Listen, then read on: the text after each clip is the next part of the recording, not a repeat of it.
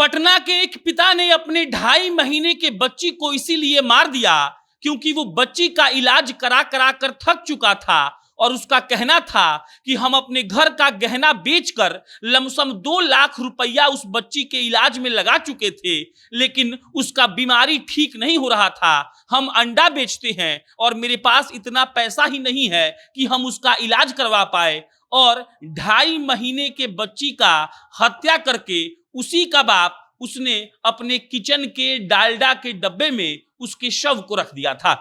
ये 2 दिन पहले की घटना है, 27 अप्रैल की घटना है। 27 अप्रैल को कदम कुआं का रहने वाला भरत कुमार अपनी 2.5 महीने की बच्ची को मारता है, किचन में जाकर डालडा के डब्बे में रख देता है, और उसके बाद जब उसकी पत्नी पूछती है कि मेरी बच्ची अंशी कहां गई, तब वो बहाने बनाने लगता है।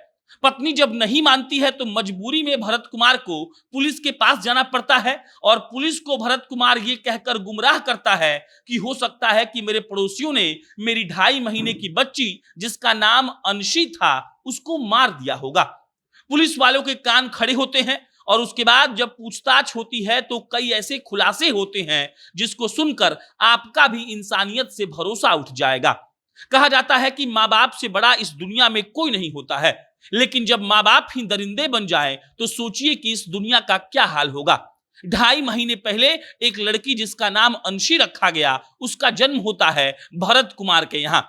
भरत कुमार उसको क्यों मार दिया, भरत कुमार उसको डालडे के डब्बे में क्यों छुपा दिया, ये सारी कहानी आपको सुनाएंगे और आपको महसूस करवाएंगे कि इस कलयुग में क्या क्या हो रहा है। लेकिन उससे पहले नमस्कार स्वीकार करिए, मेरा नाम प्रशांत राय है। ये वीडियो कान्हा सेल्स के द्वारा प्रायोजित है।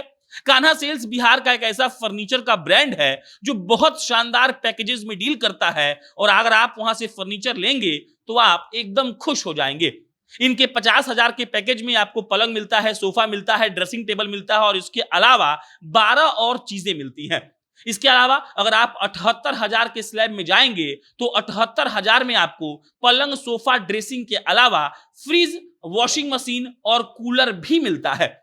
इससे भी बड़ी बात यह है कि बिहार, यूपी और झारखंड के 100 किलोमीटर के रेडियस में ये लोग फ्री में डिलीवरी करते हैं, और ये लोग क्वालिटी से बिल्कुल भी कोई कॉम्प्रोमाइज नहीं करते हैं। इनका अपना मैन्युफैक्चरिंग यूनिट है, इसीलिए ये लोग अच्छी चीजें भी सस्ते दाम में दे देते हैं।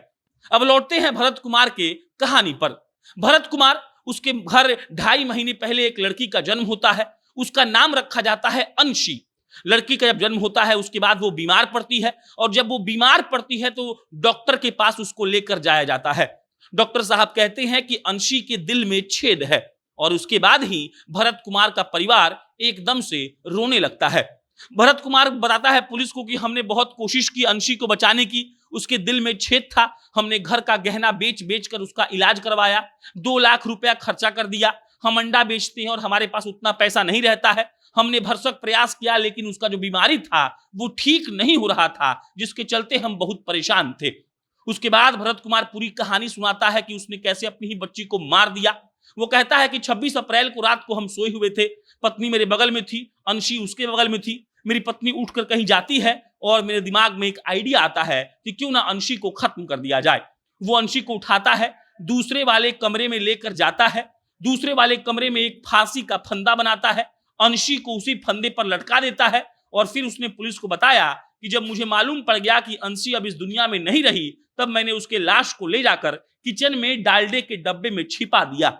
जब पत्नी उसकी आई तो उसने पूछा कि बेटी कहाँ है, और तब ये शक पका गया, और बेटी के चक्कर में, पत्नी के दबाव के चक्कर में कह लीजिए कि वो गया पुलिस के पास। पुलिस में FIR होता है, और वो इस बात का आरोप अपने पड़ोसियों पर लगा रहा था कि हो सकता है कि किसी मेरे पड़ोसी ने मेरे बच्ची को मार दिया हो।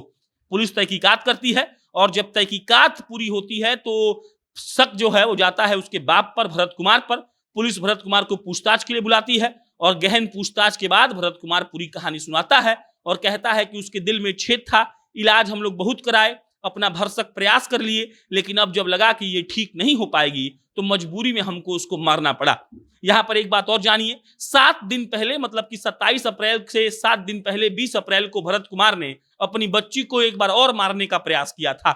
उसने बच्ची के नाक में फेविक्विक डाल दिया था, और फेविक्विक डालकर वो सोच रहा था कि बच्ची मर जाएगी, लेकिन बच्ची नहीं मरी, उसको सिर्फ रिएक्शन हुआ और यही सोचकर वो परेशान था कि इसको तो खत्म करना पड़ेगा वरना परिवार टूट जाएगा। उसका एक बेटा भी है, वो कहता है कि बेटा को भी पढ़ाना था, वो भी बच्चा है, उसको भी देखना था, तो हम क्या करते।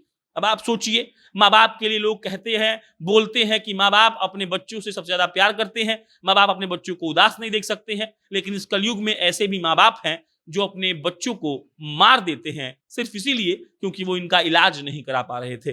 बाकी आपकी जो प्रतिक्रिया है कमेंट बॉक्स में लिख के बताइए। हम फिर जल्दी किसी नई खबर के साथ मिलेंगे। धन्यवाद।